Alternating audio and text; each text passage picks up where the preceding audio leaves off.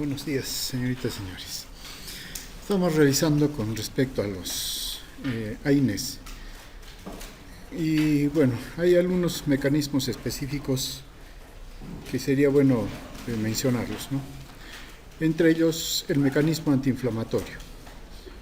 Y en este caso, cuando hablamos de la inflamación, debemos considerar básicamente dos tipos de inflamación: la inflamación aguda y la inflamación crónica, ¿no? Claro, hay una todavía intermedia que se puede decir. ¿A qué tipo o cuáles serían ejemplos de inflamación aguda?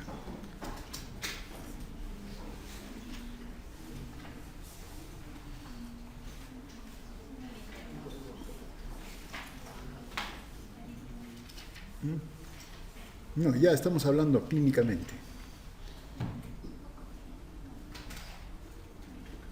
¿Nunca han recibido un trauma? Un trauma es una inflamación aguda. Otra.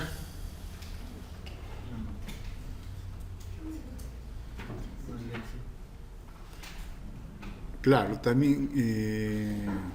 ¿Qué tipo de alergia?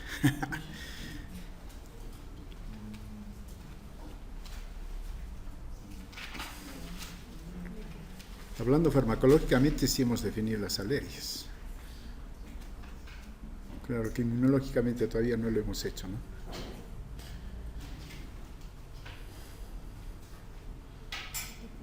Ejemplo de una... Y casi todo, cuando uno habla de hipersensibilidad a los fármacos, lo pone de ejemplo.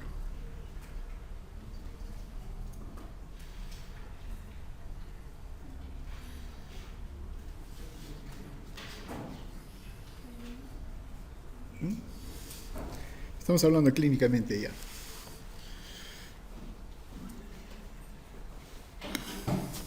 Un rash cutáneo, ¿no? Así de simple. Esa es una hipersensibilidad. Otra.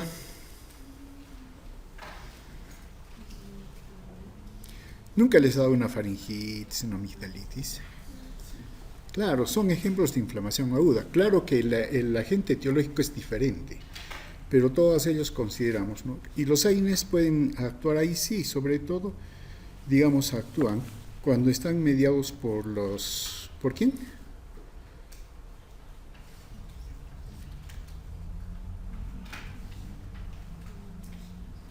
Ya se olvidaron. La huelga les ha afectado. Pero contra ellos iría los AINES. Claro. Por eso, si tenemos una reacción alérgica hipersensible tipo 1, un RACH, ¿cuál es el fármaco indicado ahí?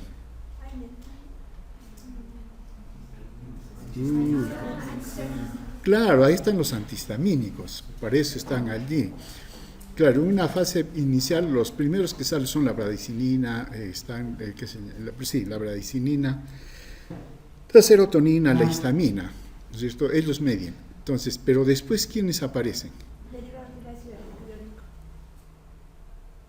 ¿Pero cuáles son? Pues son hartos y ahora tenemos que ir ya precisando. Prostaglandina, leucotrienos, tromboxanos, ¿no es cierto? Y ahí sí pueden actuar los AINES. Allí sí actúan, ¿no?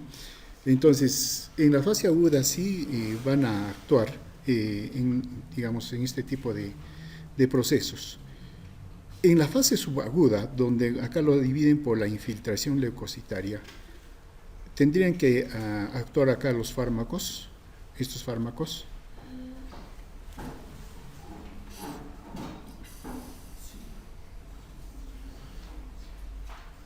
¿Sí o no? ¿Por qué?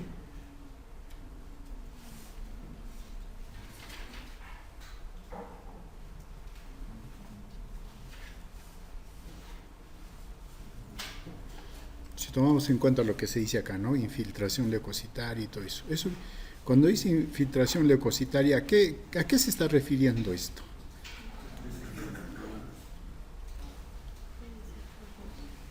Cuando hay una inflamación, ¿cuáles son las células que aparecen? los neutrófilos macrófagos son las células inflamatorias, ¿no? Entonces, ahora, ¿los AINES tendrían que actuar o actúan sobre ellos? Sí. ¿Por qué? Porque tienen acción sobre las células endoteliales, y las células endoteliales lo que van a expresar son moléculas de adhesión. Acuérdense, ¿no? El rodamiento, la adhesión firme y la diapésis, todo se está guiado por moléculas de adhesión. Y los eicosanoides son los que, digamos, inducen en las células inflamatorias. Entonces, aquí, no todos ciertamente, pero aquellos fármacos que están considerados como antiinflamatorios, como por ejemplo el diclofenaco, el naproxeno inclusive, y aún el ibuprofeno, sí se señala que inhiben la migración leucocitaria, ni qué decir la indometacina, que es prácticamente uno de los mecanismos principales. Entonces ellos sí inhiben la movilidad, la atracción de las células inflamatorias, y eso sí tiene una aplicación, claro que tiene una aplicación.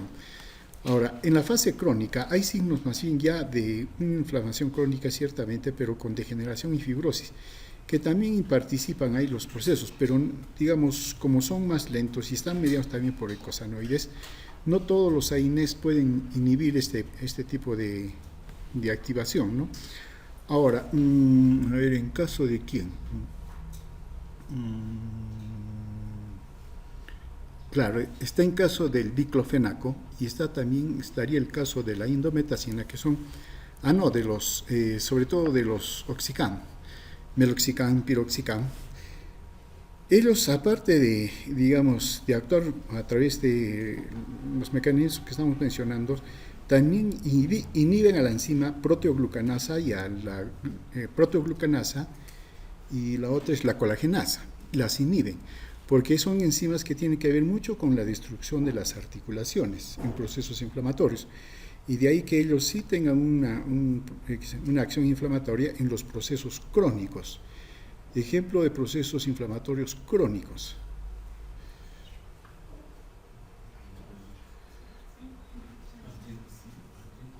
artritis reumatoidea, artritis juvenil, osteoartrosis. ¿Qué más? Fiebre reumática.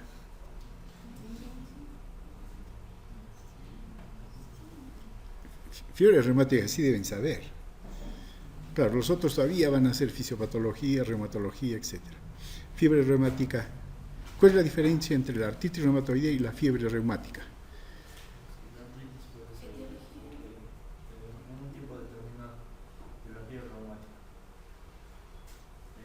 Por la etiología.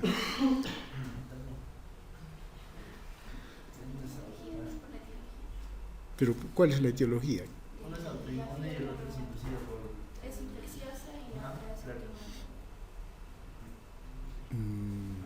¿Es infecciosa? O sea, Sí, su porque- agente etiológico es estreptococcus. Vuelvo a repetir, ¿es infecciosa?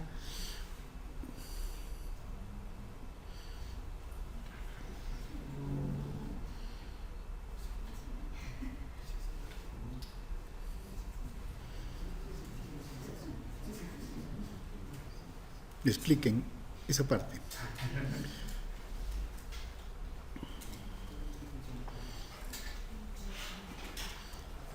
Claro, el origen es infeccioso, el estreptococo, ¿cierto? Ya, pero la fiebre reumática en sí está causado por el estreptococo. Es una reacción cruzada inmunológica que el organismo crea toda la defensa contra el estreptococo, pero luego se equivoca y empieza a atacar ¿qué? Nuestras propias. ¿Pero qué? El ácido Ya, pero ¿qué órganos? el corazón. Y del corazón, las válvulas, no.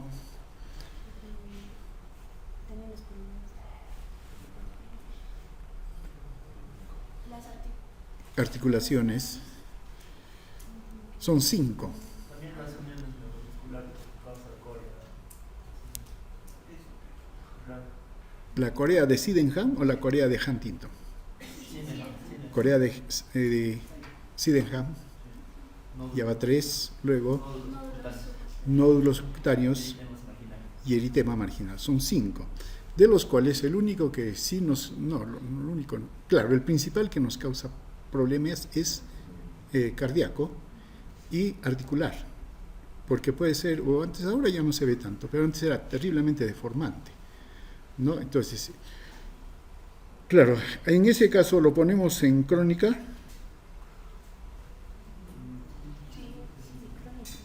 Claro, es crónica en cuanto cualquier evento en el cual el estreptococo vuelve a ingresar va a activar al sistema inmunitario, el sistema inmunitario de nuevo va a atacar a estos órganos, ¿no? Entonces, y eso se va a repetir. De ahí la razón de que haya la prevención para que a la persona no le dé fiebre reumática a base de... No hemos hecho antibióticos, ¿no? Ya, entonces estarán disculpados. Y entonces miren, volviendo a la inflamación, hay procesos inflamatorios que sí son agudos, intervienen, claro, pero también intervienen procesos crónicos de la inflamación que ayudan a explicar el por qué estos fármacos se utilizan para el tratamiento de estas enfermedades crónicas, ¿no? Claro, están comprometidos acá, ¿no? Digamos, mejor dicho, el mecanismo antiinflamatorio de estos fármacos incluye inhibición de la reclutación de los leucocitos, como habíamos mencionado, inhibición de la síntesis de mediadores como el factor activador plaquetario. Claro, este es importante porque este es uno de los principales, pero contra él iría o controlarían los AINEs a él, no, pero el factor activador plaquetario, por ejemplo, activa endotelio, y el endotelio es el que, ¿a través de qué lo activa? A través de la inducción de prostaglandina, o prostaglandina E2 sobre todo, ¿no? Están los leucotrienos, interleucina 8, el factor estimulante colonias, granulocitos, monocitos, interferón gamma. Entonces, ellos son los que inducen la actividad de estos fármacos, o mejor dicho, inducen la actividad de los eicosanoides. Y ahí entonces el por qué estos fármacos tienen esta acción. A este nivel, como quiera que no se tendría mucho efecto, ¿no? Pero si hablamos netamente de ya los eicosanoides activados, la prostaglandina E2, leucotrieno B4, leucotrieno D4, ¿no? Que son los que median la actividad inflamatoria y los AINEs pueden tener efecto, ¿no? Ahora, el dolor sí es causado por el proceso inflamatorio, y lo que hacen ellos es estimular los receptores de bajo umbral. Pero también hay sustancias que activan a los nociceptores. En realidad la bradicinina es la única que se ha demostrado, o las bradicininas, bradiquininas o quininas, las que actúan directamente al activar. Los demás sensibilizan, ¿no? Disminuyen el nivel umbral de los nociceptores. ¿Qué le llamamos a eso? Hiperalgesia, ¿no? Y esa es digamos, la sensibilización periférica que hacen los eicosanoides. No están mediados todos ellos, pero sobre todo el leucotrienos, prostaglandinas, ¿no? Aquí estamos mencionando. Es lo que hacen ellos. Pero algunos AINEs tienen también un efecto a nivel central, ¿no? Entre ellos inhibición de la liberación del glutamato a nivel espineal y supramedular. Entonces tiene que ver con la vía del dolor, y acá está muy comprometida la prostaglandina E2, ¿no? Está también la prostaglandina D2 y la prostaciclina, la prostaglandina F2 alfa, ¿no? Claro, ellos también intervienen en lo que se llama en la hiperalgesia y también en la alodinia. Entonces, el ketorolaco, por ejemplo, está a la cabeza, aquí está el diclofenaco, también están. Ellos sí actúan a este nivel también, no solamente a nivel periférico, sino aquí. Y eso explica por qué ellos tienen un efecto digamos, analgésico mucho más potente, ¿no? Es el mecanismo antipirético, claro, conocido como la fiebre, ¿no? Claro, esto es inducido por la liberación de citoquinas. Está interleucina 1, interleucina 6, interferón y interferón alfa beta, y el factor de necrosis tumoral básicamente, pero es interleucina 1 y el factor de necrosis tumoral alfa los que van a inducir a nivel del encéfalo, a nivel periventricular, la síntesis de prostaglandina E2, ¿no? Claro, hay toda una ruta que al final esto va a estimular que el hipotálamo eleve su punto de control de temperatura, y entonces esto eleva, ¿no? Ahora, entonces, los EINES, claro, actúan a este nivel bloqueando la prostaglandina E2 y entonces se controla o disminuye la fiebre, ¿no? Ahora, claro, a este nivel es donde actúan estos. Entonces suprimen la elevación de la prostaglandina E2 básicamente, ¿no? A nivel del hipotálamo. Bueno, como vamos mencionando, ¿no? Estos efectos, el nivel antipirético que hemos mencionado, el efecto analgésico, que los hace eficaces, ¿no? Están considerados en términos generales como fármacos que actúan a nivel del primer escalón analgésico de la OMS, ¿no? Pero también es cierto que han ido escalando debido a la potencia analgésica que se van desarrollando, pero aún así, si uno encuentra, están definidos como sustancias o fármacos utilizados en el primer nivel de escalón o de la escalera analgésica, ¿no? Ahora, hay que tener en cuenta también que su mecanismo principal, digamos, sigue siendo a través del bloqueo de las prostaglandinas o eicosanoides. Pero hay algunas cosas que hay que comentar. ¿El dolor tipo cólico será controlado por estos fármacos?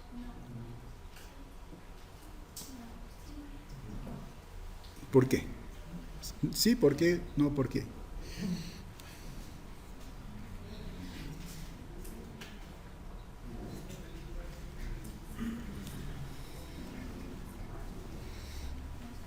No, pero el por qué, me interesa el por qué. Porque es un dolor visceral. Y Ellos actúan y como que cambian la información, actúan de periféricos somáticos, se podría decir. Y aparte que el origen de ese dolor no es cáncer.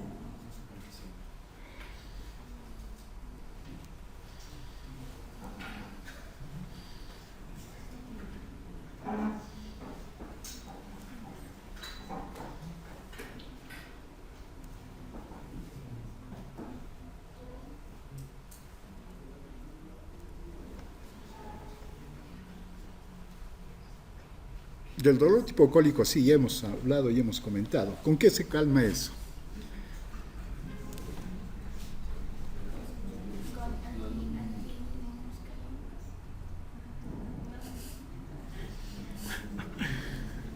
Sí, la huelga les ha afectado más a ustedes que a nosotros. Sí, tiene razón, los antimuscarínicos. Ejemplo de antimuscarínicos aparte de la atropina. Otro. Pero en realidad, sí, también hay. El escapín se llama, ¿no? Que se llama comercialmente. Pero, ¿cuál es el problema de la escopolamina? ¿Ah? ¿Es qué? No tanto, pero ya, en todo caso se dice tóxico, ¿qué toxicidad?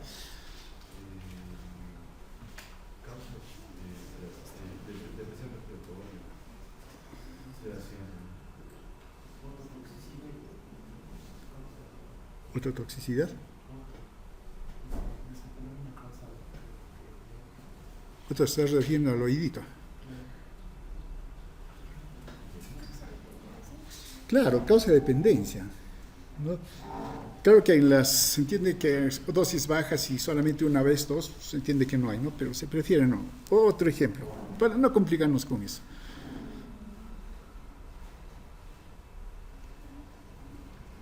Y hay inclusive fórmulas especiales como antiespasmódicos, y salen así, es un antiespasmódico, y se utiliza básicamente para eso, ¿no?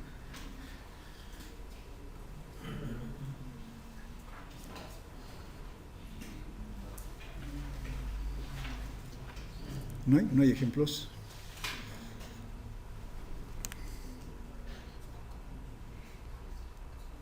Comercialmente conocido como Plidan.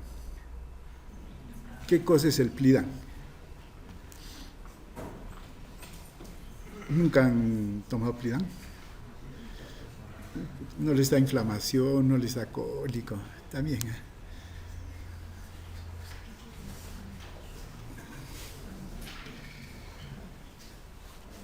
Ya. Eso, digamos, esos fármacos están indicados para el tratamiento del dolor tipo cólico, visceral, ¿cierto? Entonces, ahí prácticamente estos fármacos no tienen efecto, los AINES. Pero ustedes van a ver que sí están en la presentación, están combinados, ¿no? Por ejemplo, el Plidan compuesto, la buscapina compuesta, sí tienen un AINES. ¿Por qué? ¿Por qué se les ha ocurrido hacer eso?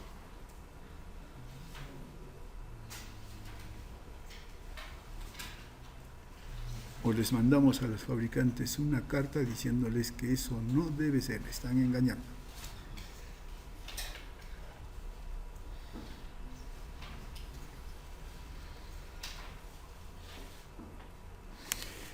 Porque aún con, digamos, si bien es cierto, es una actividad parasimpática intensa lo que está haciendo, causando la contracción y el dolor, pero eso también causa inflamación. Y entonces, asociarlo con un AINES, claro, más va por el lado antiinflamatorio. Y eso puede ayudar, sobre todo en casos, digamos, intensos de ese tipo, color, ese tipo, ¿no? Pero tampoco lo sustituyen, ¿no? Entonces, digamos, para este tipo de dolor. Entonces, están más los antiespasmódicos, que así se les conoce, antes que los AINES. Ahora, hay otro tipo de dolor conocido como la dismenorrea, ¿no? Acá estos fármacos también tienen efecto debido a que la dismenorrea está mediado por el aumento de la prostaglandina F2 alfa.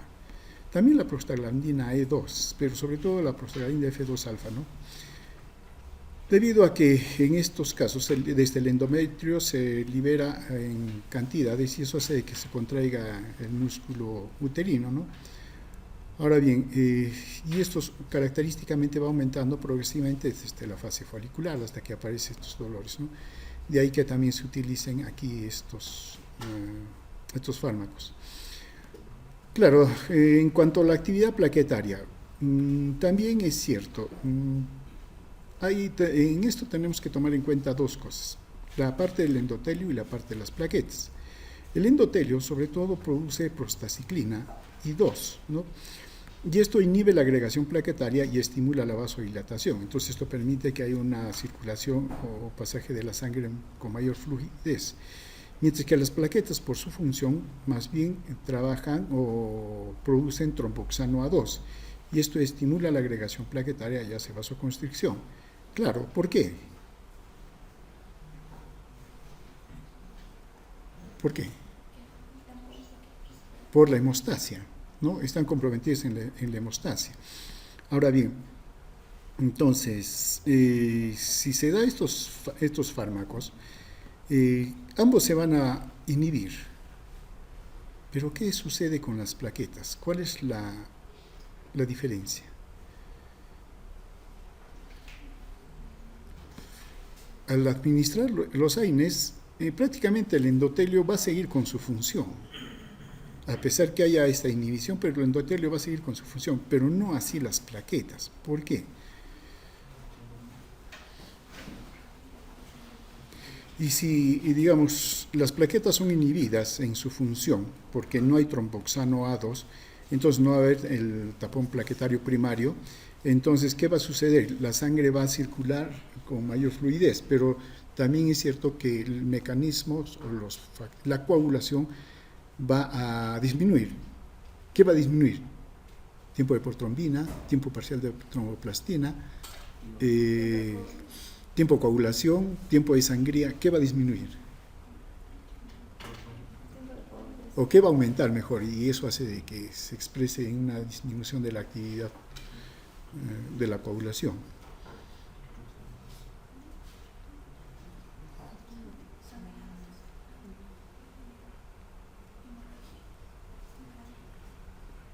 Va a haber más sangrado, sí, pero si yo quiero hacer la evaluación de eso, ¿con qué lo hago? Tiempo de protrombina, tiempo parcial de tromboplastina, tiempo de sangrado, ¿cuál es? Tiempo de sangría, perdón. ¿Con qué lo hago? Ya, mientras van pensando.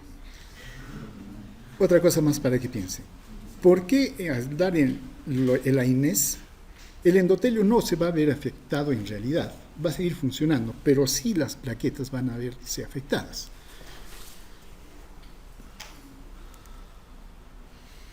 Y ustedes saben, hoy en día, todas las personas que tienen algún problema cardiovascular, hipertensión, digamos, y si peor si han tenido algún problema de coagulación, se les da como tratamiento dosis bajas de ácido acetilsalicílico, 100 miligramos diarios, que es pequeñísimo. Eso no alcanza para causar un efecto analgésico ni tampoco antiinflamatorio, pero sí justamente está contra esto. O sea, para evitar que estas personas que tienen un riesgo de trombosis y se inhiba la trombosis, ¿no? Entonces ese riesgo, digamos, disminuye y todas las complicaciones, por eso se les da.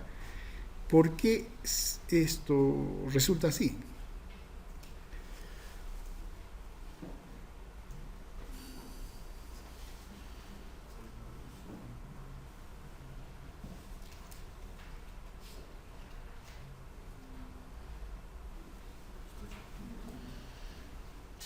¿Cuánto tiempo de vida media tiene la plaqueta? 7 días.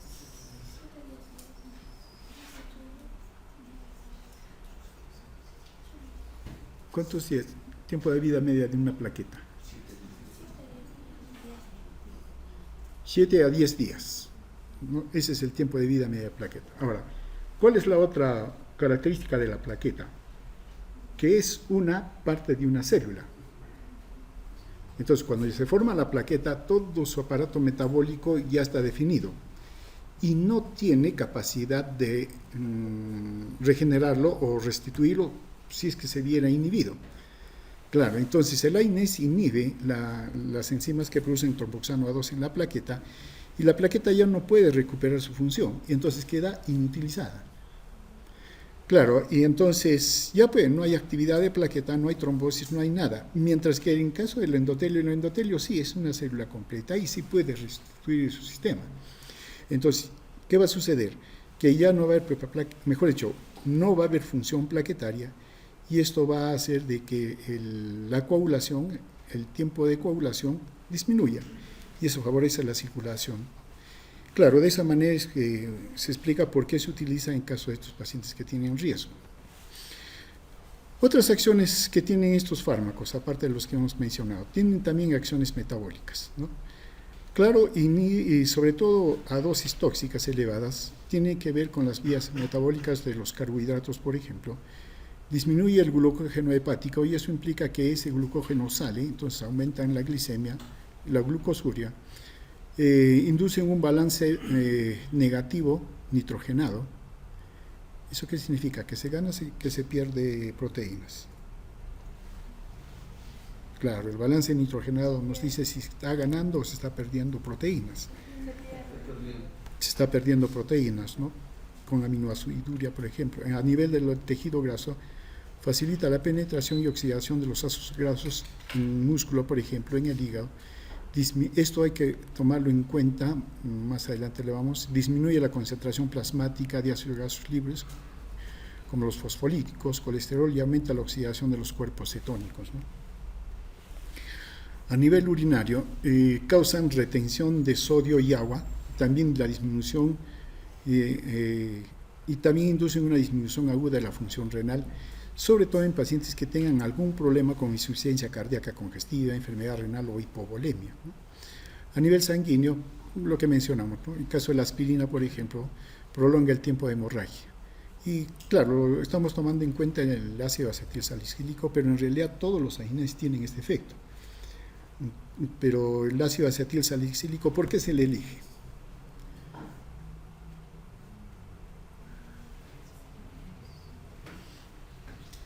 Porque su mecanismo de inhibición es irreversible, mientras que los otros no.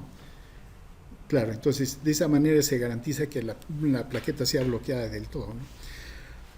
Ahora, por otro lado, tiene también acciones sobre la respiración y el medio interno.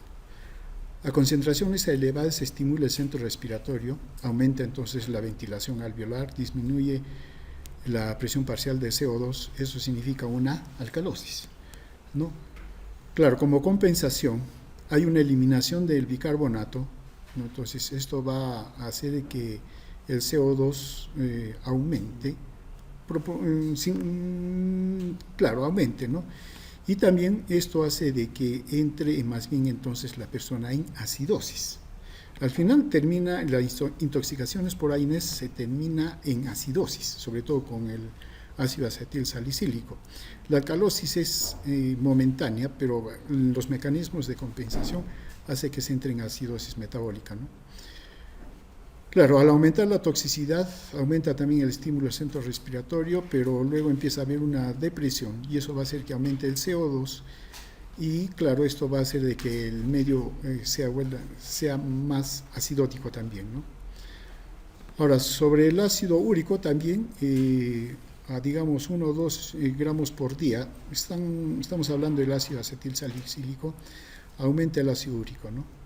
Más bien a concentraciones de 5 gramos por día disminuye el ácido úrico, facilita su eliminación, ¿no? Pero hay que, el fondo del hecho de que aumente la ventilación, disminuye el CO2, o sea, finalmente aumento de la ventilación, es que a dosis tóxicas desacoplan la fosforilación oxidativa. O sea, por un lado empieza a funcionar la cadena respiratoria, pero no se engarza con el ATPasa y se separan. Entonces es como que sí está la cadena respiratoria está produciendo la gradiente hidrogeniones, todo eso, pero no se ha utilizado para la síntesis de ATP. Es como prender el carro y acelerarlo, ¿no? Y no se mueve. Y no se crea tampoco energía. Entonces, como va disminuyendo el ATP, entonces, y el organismo necesita ATP, empieza a consumir más oxígeno y eso produce más CO2 y todo lo demás, ¿no? Claro, en base a estos, lo que hemos mencionado, esos efectos están las indicaciones. Está el dolor, la analgesia, los procesos reumatológicos inflamatorios que vendrían a ser.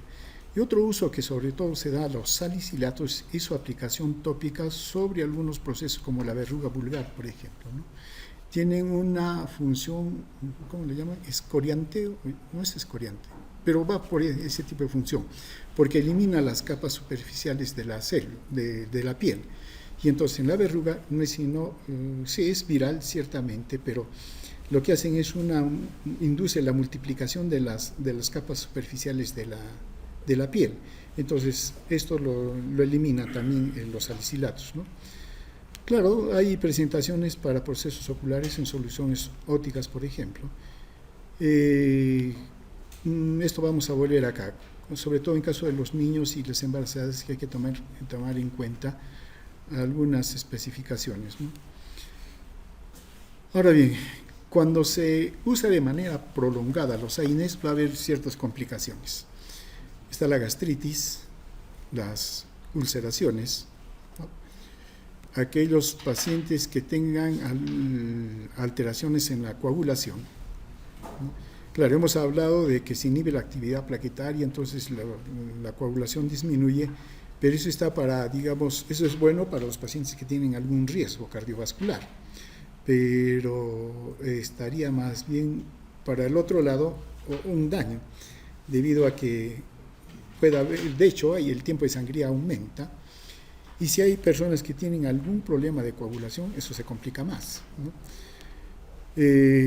Complicaciones hepáticas, debido a que un buen número, sobre todo como ejemplo el paracetamol, se elimina por vía hepática, aunque no tanto por vía hepática, sino los productos de su metabolización son bien tóxicos, hepatotóxicos, ¿no? Mucha precaución con los pacientes que tienen insuficiencia renal, ¿no? Y los problemas gastrointestinales o antecedentes de problemas gastrointestinales como hemorragias, donde se tiene este problema, ¿no?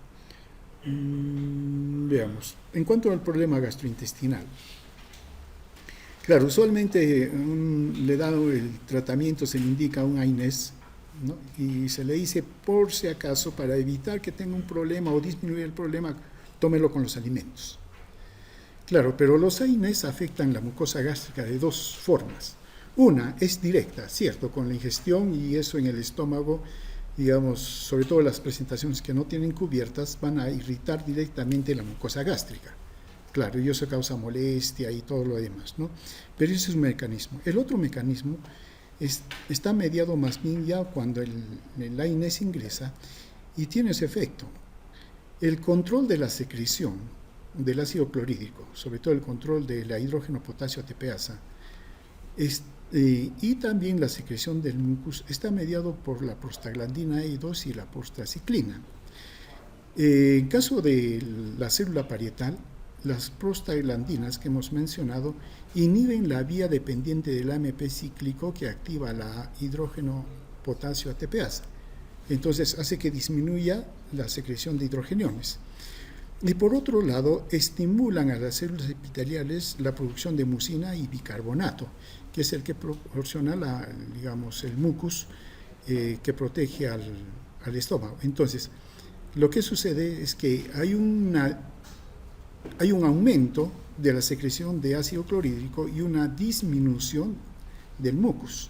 Y eso condiciona entonces gastritis o úlcera. Entonces, no solamente el efecto está mediado directamente hacia la mucosa, sino es por el mismo mecanismo de acción que estos fármacos tienen y que hacen de que, el ácido clorhídrico del estómago tenga mayor preponderancia que el mucus, ¿no? Y eso expone a gastritis, úlcera. El otro gran problema es la toxicidad renal que tienen. Claro, si uno revisa la función renal, la prostaglandina E2 tiene que ver mucho con la función renal. ¿Qué induce la prostaglandina E2? ¿O cómo regula qué cosa hace la prostaglandina E2 en la función renal?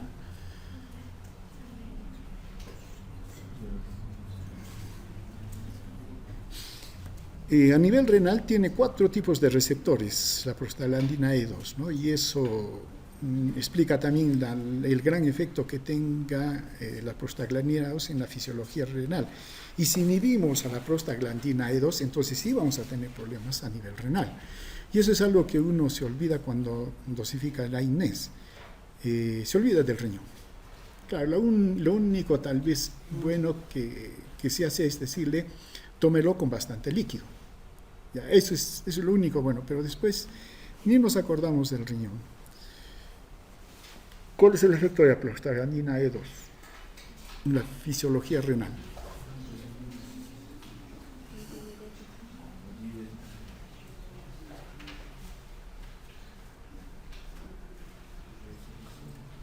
Hay 2 efectos que no se pueden olvidar.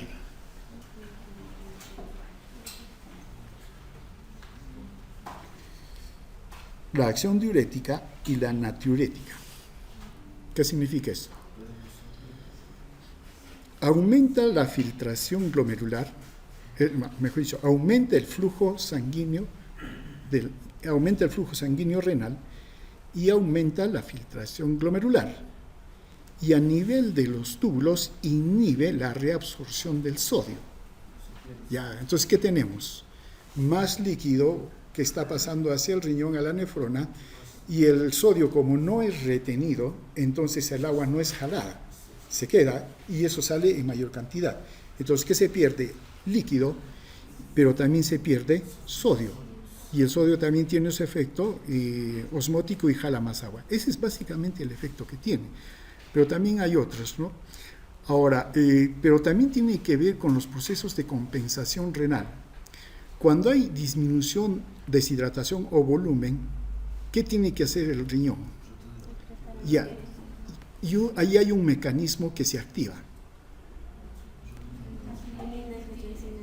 El eje renina-angiotensina. Claro, ¿para qué? Para retener sodio, para retener agua. Entonces, eso controla. Ahora, si eso lo inhibimos con los AINES, ¿qué vamos a tener? Uno, ya el riñón, entonces, va a inhibirse, el efecto diurético va a disminuir. la natriuresis también, y eso va a dificultar la eliminación.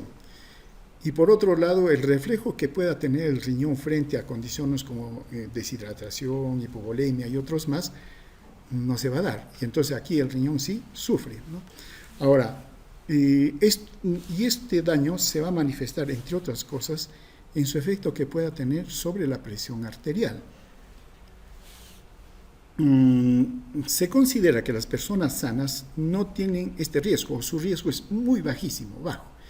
Pero si es que la persona sufre deshidratación, hipovolemia, insuficiencia cardíaca congestiva, cirrosis hepática, enfermedad renal crónica o problemas en la activación de los sistemas simpático y renina, estas personas sí son mucho más sensibles al efecto renal que pueda dar lugar a una hipertensión arterial.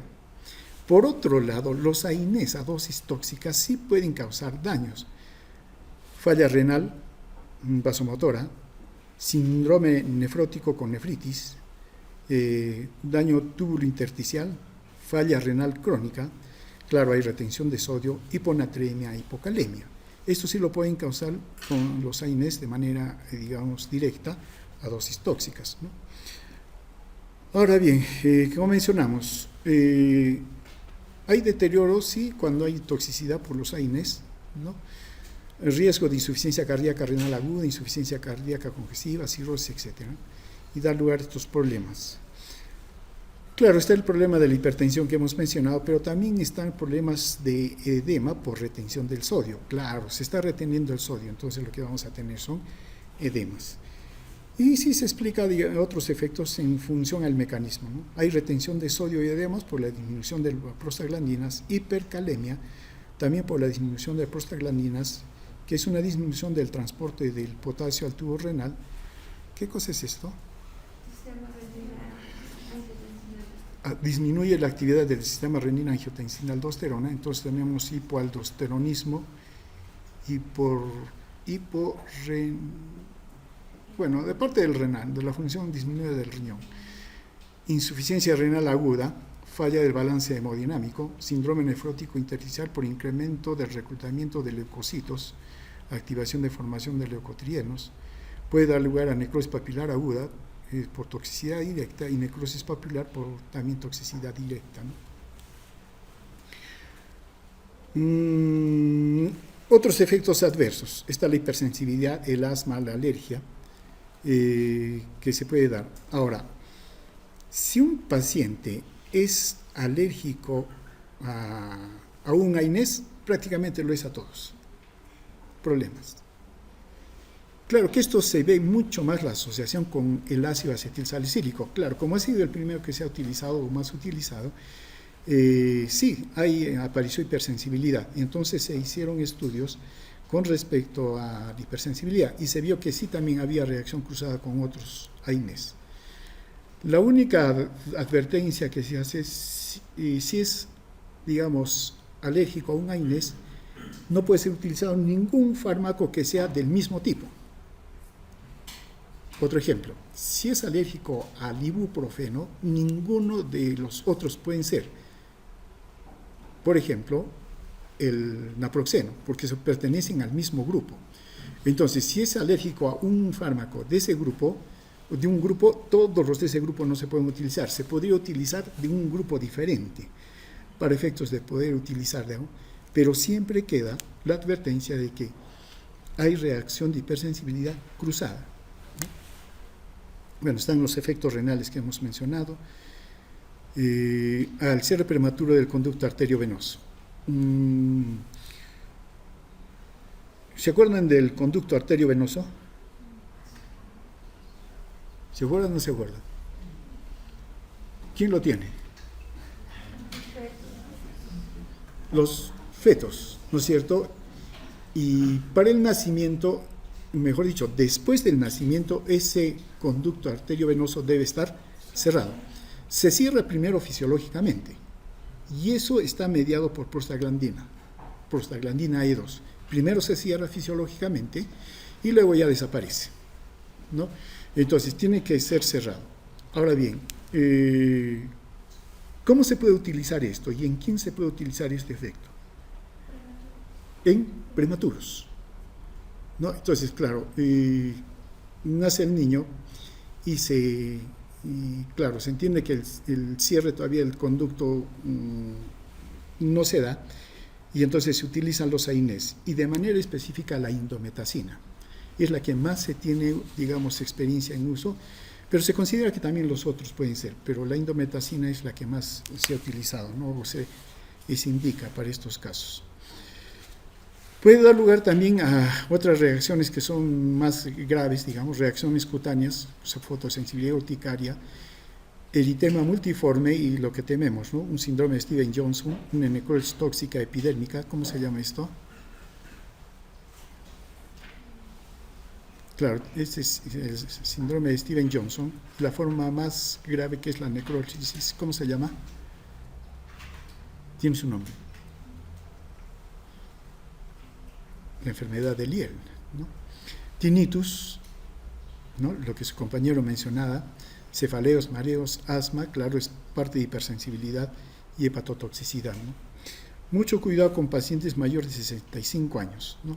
Aquellos pacientes que tienen dispepsia, antecedentes de úlcera, ni qué decir si es que tiene una úlcera activa, no usar estos medicamentos, trastornos renales o hepáticos, insuficiencia cardíaca y el asma, ¿no? Claro, son condiciones que van a agravar.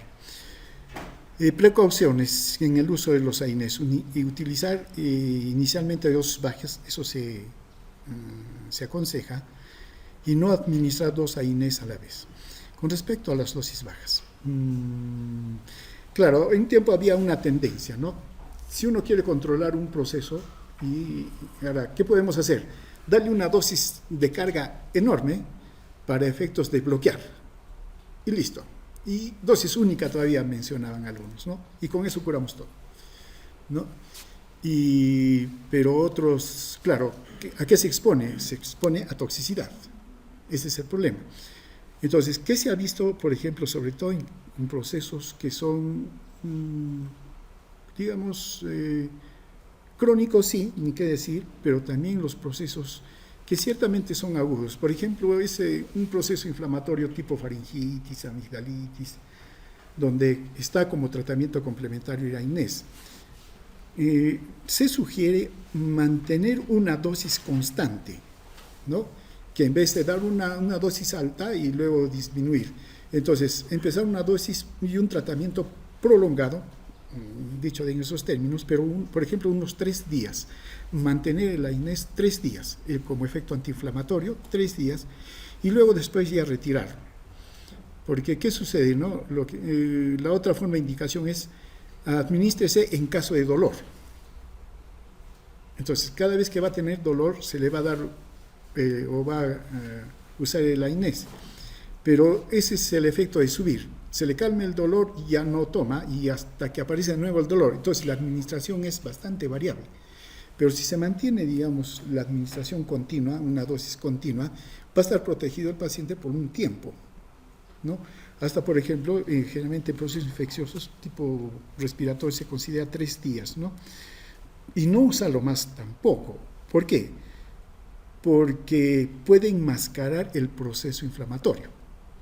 Claro, ya no le duele, ya se siente bien, pero retírenle el AINES a los 3 días. Si en verdad ya ha hecho efecto el antibiótico, porque se le tiene que dar asociado al antibiótico, entonces todo va a ir bien, y el antibiótico va a cumplir su función, ya no es necesario el AINES. Pero si uno le retira el AINES y sube la fiebre, significa que no se está controlando el proceso inflamatorio. Entonces hay que tener cuidado. Los AINES en este caso nos pueden enmascarar el cuadro, y la persona se siente bien. Entonces, pero yendo específicamente al AINES, es preferible mantener dosis de protección continuas, ¿no? Sostenida, tanto para el proceso inflamatorio, para el proceso doloroso, ¿no? Entonces, y luego sí retirar, que estar dando de manera incidental, ¿no? Según el dolor, digamos, ¿no? Y lo otro es, sí, administrar 2 AINES simultáneamente.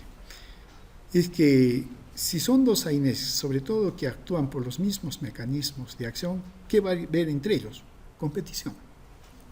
Y más bien, en vez de haber sinergismo, hay competitividad. y disminuye. Pero ustedes van a encontrar en las presentaciones que asocian dos. ¿Por qué? Claro, la intención es el sinergismo, pero acá nos dicen no, más bien va a haber antagonismo entre ellos, competición va a haber. Ya, les voy a dar una tarea. Busquen presentaciones de AINES donde están combinados dos AINES y revisen el mecanismo de acción de cada uno y veamos si en verdad hay competición o no hay. ¿Listo?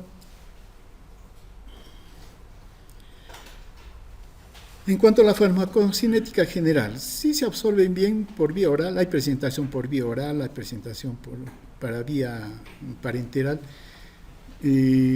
pero mucho cuidado con la administración endovenosa, no debe administrarse porque la mayoría son oleosas. Entonces, por vía intramuscular sí se administra bien, ¿no? Vía oral hay también, para vía tópica también hay, ¿no? Ahora bien, la administración, o digamos, su metabolización va a depender de la capacidad de aclaramiento hepático, por un lado, ¿no? Entonces, hay que ver la función hepática. Se unen se unen en gran cantidad, sí, la mayoría se une bastante a la albúmina, pero es variable, ¿no? Su tiempo de vida media es variable, ya están clasificados en tiempo de vida corta, tiempo de vida media larga, por ejemplo, ¿no? Hay intermedia también. Y se eliminan, claro, por metabolización hepática, por vía renal, por ejemplo, por vía biliar 1, como la indometacina, el sulindac, el paracetamol aún, y también hay los metabolitos que se eliminan por vía renal, ¿no? Entonces tenemos absorción, sí, por el estómago, la porción alta del intestino, cuando se da por vía oral, concentración máxima en 1 hora, biodisponibilidad rápida y completa, y la unión a la proteína es un 99.6%, es bastante alto, ¿no? Buena distribución de los tejidos corporales, líquidos intracelulares, cruzan la barrera placentaria, el tiempo de vida media, dependiendo también del fármaco, ¿no? Se elimina por orina, por ejemplo, el ácido acetil salicílico 10%, como el ácido salicilúrico 75%, los glucuronios fenólicos con 10% y acílicos en 5%. Algunas palabras con respecto a algunos derivados específicos, ¿no? Como los derivados del para-aminofenol. Aquí el modelo es el paracetamol. Sí es eficaz analgésico y es también antipirético, pero no tiene acción antiinflamatoria. ¿Y por qué no tiene acción inflamatoria? Porque los productos de óxido-reducción, los radicales que se forman en procesos inflamatorios, inhiben al paracetamol, lo inhiben. Y entonces ya no tiene acción, no tiene esta acción inflamatoria, ¿no? Pero sí, por ejemplo, analgésico, antipirético sí lo tienen, sobre todo si antipirético, porque eso es a nivel del hipotálamo, ¿no?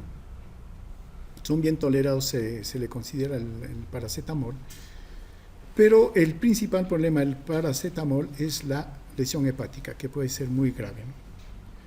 Se absorbe rápidamente, su velocidad de absorción depende del vaciamiento gástrico, buena difusión a los tejidos, atraviesa las barreras y es metabolizado en el hígado. Tiene efecto analgésico y antipirético similar a la aspirina. No tiene efecto antiinflamatorio, o unos dicen muy poco, ¿no? Ya, pero no se le considera para el tratamiento de procesos inflamatorios, ¿no? Básicamente por este problema, en dosis terapéuticas no produce efectos cardiovasculares, respiratorios, ni tampoco afecta la función plaquetaria. Dentro de los efectos adversos que más nos preocupa es el problema hepático. Claro, la toxicidad por paracetamol.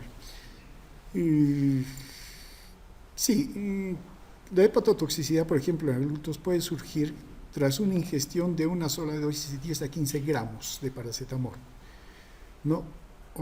Y la dosis mortal es de 20 a 25 gramos, ¿no? Letal, dosis letales. Entonces, claro, uno considera que es alto, ¿no es cierto?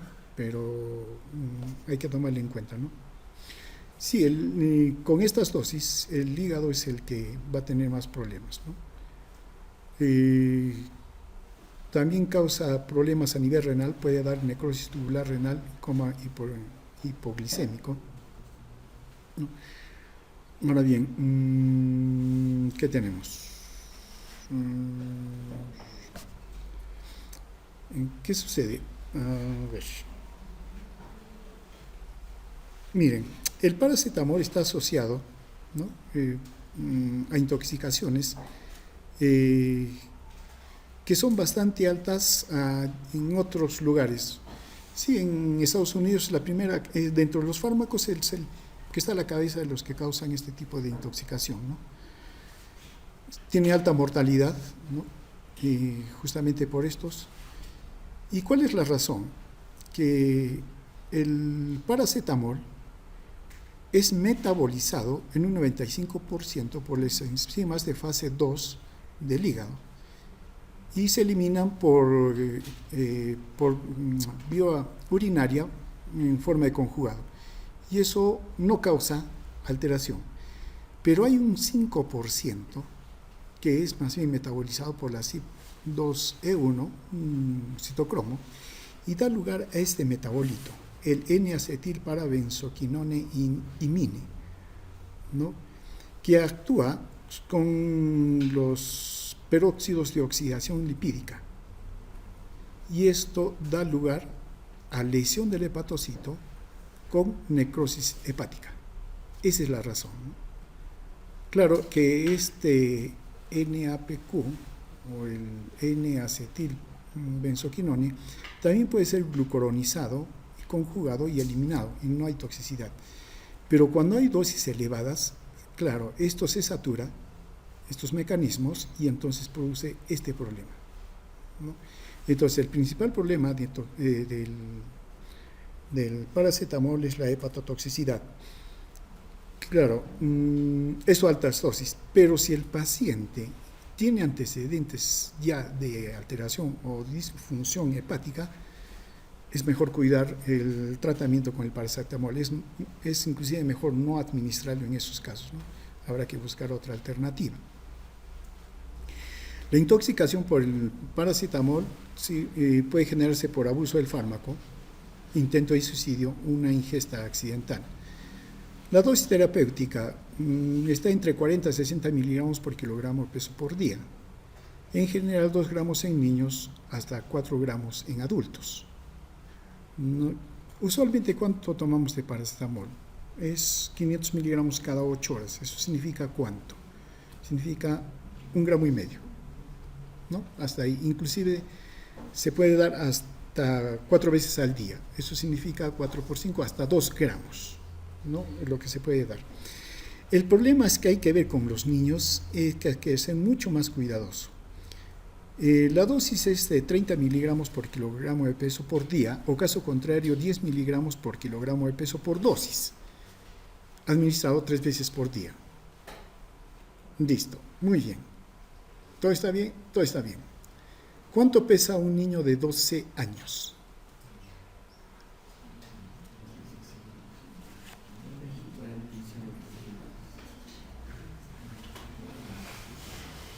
Hay mnemotécnicas. Ustedes han hecho, sí, han hecho nutrición, claro, han hecho nutrición. ¿Y cómo se controla la nutrición? Con el peso. Entonces es necesario saber peso. Han hecho peso, ¿no es cierto? ¿Cómo se calcula el peso en un niño? Hay algunas reglitas prácticas que nos ayudan, ¿no? Eso de talla es en adultos. Claro, ¿cómo es? Kilogramos por encima del metro, ¿no es cierto? Por ejemplo, ya, 1,70 m. Listo, entonces su peso ideal es 70 kilogramos de peso. 70 kilogramos, ¿no? 1,70 m. 1,50 m, ya, 50 kilogramos es su peso, ¿no? Pero estamos hablando de adultos, pero en niños de 12 años Y generalmente ahí es donde tenemos problemas. Si ustedes han visto, la mayoría de indicaciones hacen una división, menores de 12 años, mayores de 12 años.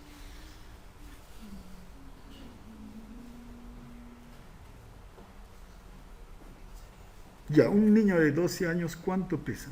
En promedio, ¿no? Un promedio, una idea. La regla es por 3 más 3. 12 por 3, 36, más 3, 39. Ya, 39 por 10. Porque esa sería su dosis. ¿Cuánto? 390. Sí, 390. Pero ¿qué suele suceder? Como ya es de 12 años, le dan 500 miligramos. Claro. Es que ya se le ve. Y por eso les digo, la mayoría de indicaciones de los fármacos hace división. Menores de 12 años, mayores de 12 años. Significa que prácticamente al de 12 años lo tratan como adulto. Y está la administración. ¿Se aguanta? Entonces, ¿qué hacen? No, 12 años ya le damos 500 miligramos, ¿no? Total. Pero para él nos estamos pasando la dosificación. Entonces hay que tener cuidado sobre todo con los niños, ¿no? Para la administración del paracetamol. En cuanto al ácido acetil salicílico, es el modelo y todo lo demás hoy en día, ¿no? Ahí está. Su mecanismo de acción, su acción de inhibición irreversible de la ciclooxigenasa y todo lo demás. Aplicaciones terapéuticas. Así, aquí sí valdría la pena comentarios. Hoy en día sí no se le utiliza como antiinflamatorio, pero sí se le puede utilizar. O sea, está indicado como antiinflamatorio, inclusive para la artritis, para el espondilitis anquilosante, por ejemplo, para el lúpus eritematoso, que también son procesos inflamatorios, ¿no? Entonces, sí se puede. ¿Cuánto se considera que se puede administrar? Hasta 6 gramos para el efecto antiinflamatorio, ¿no? Y se tiene el efecto antiinflamatorio. Pero ¿cuál es el problema? La úlcera gástrica. Claro, de todos los AINES, el ácido acetil salicílico es el que más causa úlcera gástrica. Entonces, eso limita su uso y esa es la razón por la cual no se le utiliza en procesos inflamatorios crónicos. Por otro lado, no debe administrarse en caso de infecciones víricas, sobre todo en niños. ¿Por qué? Porque induce el síndrome de Reye. Y el síndrome de Reye no es sino un daño hepático, infiltración hepática con daño encefálico y que puede ser mortal. Entonces, no se administra, inicialmente fue con la varicela, ¿no? Que se hizo la asociación. Claro, las personas, niños, etcétera, que estaban con varicela tenían fiebre y se les daba el ácido acetil salicílico y apareció el síndrome de Reye. Entonces, está asociado entonces a ese tipo de infecciones. Como aparece el síndrome de Reye, entonces se contraindica el uso del ácido acetil salicílico para la fiebre con varicela. Pero también se empieza a asociar o hay riesgo con otras infecciones virales. Ahora bien, ¿cuál es la primera causa de infección respiratoria en niños? ¿Bacteriana o viral? La primera causa de infecciones respiratorias, sobre todo altas, en los niños, ¿es viral o es bacteriana? Es viral. Es viral. Por eso que también dicen, un niño que tiene no gripe, sino una faringitis, todo, no automáticamente uno debe administrar antibiótico, porque si se considera que es viral, el antibiótico no va a tener ningún efecto, pero hay que controlar la fiebre. Entonces, en estos casos, en estos niños, sí hay más riesgo del síndrome de Reye, por lo tanto, contraindicado. Y no solamente para el caso de la varicela, sino para todo tipo de infección viral. ¿Quiénes son más susceptibles? Los niños, hasta los 18 años. Inclusive, en algunos textos dicen 20 años. Conclusión. Como hay este peligro, el uso del ácido acetil salicílico está contraindicado en menores de 20 años. Por eso es que ahora el ácido acetil salicílico no se utiliza o sea, ha disminuido su uso enormemente, ¿no? Los adultos sí, pero también se considera mejor no utilizarlo, sobre todo para procesos infecciosos en los cuales cursa con fiebre y la causa son virus. Descartado, ¿no? Claro, se ha utilizado también el fármaco sobre todo por su efecto analgésico en distensiones musculares, esquinges, etc., ¿no? Dosis habitual, 1000 miligramos seguida de 500 miligramos cada 8 a 12 horas, en 2 dosis fraccionadas, no debe superar 1.5 gramos por día. Efectos secundarios. Claro, aumenta el consumo de oxígeno porque estimula la respiración, altera el equilibrio ácido-básico y electrolítico, ¿no? Lo que hemos descrito hace un momento con respecto a la alcalosis primero, alcalosis respiratoria, luego termina con una acidosis metabólica, está referido al ácido acetilsalicílico. Con respecto a problemas cardiovasculares, aumenta el gasto cardíaco y aumenta el gasto del trabajo del corazón. Pero, por el otro lado, que tiene el efecto de que favorece la circulación, ¿no? Efectos sobre el tubo digestivo, molestias epigástricas, náuseas, vómitos. Claro que es irritación directa, pero también está la úlcera, ¿no? El efecto hepático, el síndrome de Reyer que mencionamos. El efecto úrico-súrico reduce la excreción de uratos y aumenta la concentración plasmática de uratos. Tiene efectos sobre la sangre, aparte de inhibir, digamos, la coagulación, provoca una deficiencia de vitamina K, ¿no? Tiene efectos endocrinos, disminuye la captación tiroidea y depuración de yodo. Efectos ototóxicos, ¿no? Alteraciones auditivas. ¿Cuándo nos damos cuenta que puede haber una intoxicación por aspirina, aún en adultos, cuando nos dice que tiene sonidos, o sea, escucha sonidos? Claro, uno le diría otitis, pero no es otitis, porque no hay cuadro de otitis, pero sí dice, no, me zumba el oído. ¿Está tomando ácido acetilsalicílico? Sí, hay que revisar, porque lo más probable es que sí esté teniendo una intoxicación por la aspirina, ¿no? Tiene efectos irritantes locales, irrita la piel, la mucosa, ¿no? También. Bueno, acá está el síndrome de Reyer que mencionamos, ¿no? Es un trastorno mitocondrial sistémico que impide la beta-oxidación de los ácidos grasos. Y eso también causa daño en el hígado, pero también causa daño cerebral irreversible con problemas hepáticos, ¿no? Asociado a la aspirina. Se puede presentar, por ejemplo, un caso de un niño previamente sano, en el cual ha tenido una enfermedad febril, ¿no?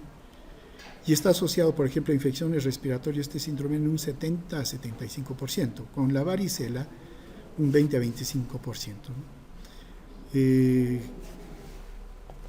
La dosificación. Bueno, la presentación del ácido acetilsalicílico, ¿no? Presentan tabletas de 500 miligramos. No uso en niños por lo que hemos mencionado. Las pirazolonas. De las pirazolonas, aquí el que nos interesa es la dipirona, o también conocido como metamizol, pero no el metimazol, que ese es otro más bien. Es el metamizol, pero no el metimazol. Claro, se han utilizado mucho tiempo.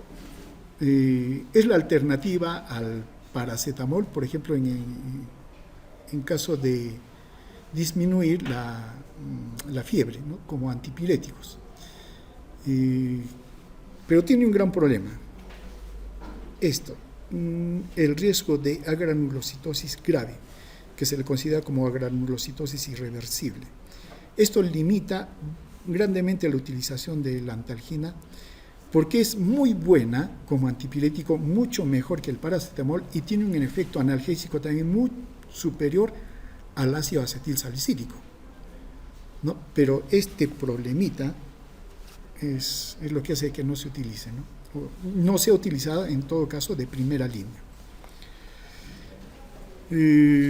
Tiene efectos antitérmicos y analgésicos. El metamizol tiene también un efecto relajante de la fibra muscular lisa, útil en los síndromes dolorosos, por ejemplo, tipo cólico, sí, y ustedes van a ver que Sí, también administran cuando hay un dolor tipo cólico, lo administran y lo dan en inyectable todavía, ¿no? Pero es mejor utilizar los antimuscarínicos, ¿no? Es menos tiene menos efecto gástrico siempre que la aspirina, ¿no? Claro, eso, el riesgo de hemorragia digestiva también disminuye.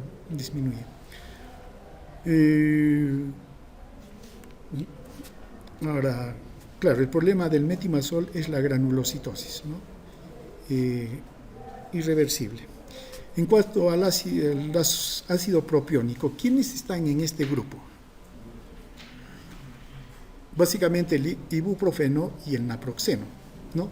Poseen buena actividad antiinflamatoria, es cierto, analgésica también y antitérmica, pero comparativamente el efecto antitérmico es mucho menor, ¿no? Tienen también efecto antiagregantes plaquetario, pero comparación con el ácido acetilsalicílico es menor, ¿no? Ahora bien, sí se absorben bien por todas las vías, ¿no? Los alimentos retrasan su absorción, pero en todo caso no es mucha la diferencia. Hay presentaciones para administrar por vía rectal también, ¿no? Alcanzan líquido sinovial y esa es una de las razones por las cuales ellos tienen efecto también en los procesos articulares, ¿no? Se metabolizan por hidroxilación, desmetilación y conjugación con ácido glucurónico, ¿no? El ibuprofeno se absorbe con rapidez y pasa lentamente al líquido sinovial. El naproxeno también tiene absorción rápida. Más bien la diferencia con el ibuprofeno es que su tiempo de vida es un poco más larga. Cruza la placenta y pasa inclusive a la leche, ¿no? El fenoprofeno se absorbe con rapidez, pero de manera incompleta. El ketoprofeno se puede administrar por vía tópica y hay presentaciones, ¿no? De sus acciones farmacológicas, el naproxeno es más potente que la aspirina en la inhibición de la ciclooxigenasa 1, mientras que el ibuprofeno y el fenoprofeno son similares que la aspirina. ¿Esto de qué nos sirve? Porque nos puede traer efectos secundarios, ¿no? Todos tienen efecto antiagregante plaquetario, ¿no? Se utiliza como analgésicos tratamiento de bursitis, tendinitis, dismenorrea, como antitérmicos, como antiinflamatorios, en la artritis reumatoide, por ejemplo, artrosis, artritis gotosa aguda. Los efectos adversos en procesos inflamatorios semejantes a la aspirina, no adversos, sino los procesos. Disminuyen el edema, el dolor, la rigidez matinal en estos pacientes. El problema, ¿cuál es de estos? No se les debe utilizar por periodos largos, entendiéndose periodo largo más de 10-15 días. Por eso que no son buenos para procesos inflamatorios crónicos. Cuando se dan por tiempo prolongado, más de 15 días, entonces sí aparecen estas reacciones adversas, ¿no? Mareos, cefaleas, claro, hipersensibilidad, aumento del tiempo de hemorragia, sedación, problemas gastrointestinales, dispepsias, etc. Están los derivados del ácido acético. Aquí tendremos los indolacéticos, la indometacina, el etodolac. Estos dos, sobre todo la indometacina, antes de la aparición de los oxicam, era la indicación para los procesos inflamatorios crónicos. Pero ¿cuál es su problema principal? Es la hemorragia digestiva alta, ¿no? Y entonces eso hace de que hoy en día prácticamente ya no se le utiliza debido a que hay los otros. Están los pirrolacéticos como el ketorolaco, Sulindac, ¿no? El fenilacéticos, el diclofenaco es el principal en este grupo. En cuanto al diclofenaco, sí, es un potente antiinflamatorio y también un potente analgésico, ¿no? Y se le considera que tiene cierta selectividad por la ciclooxigenasa 2.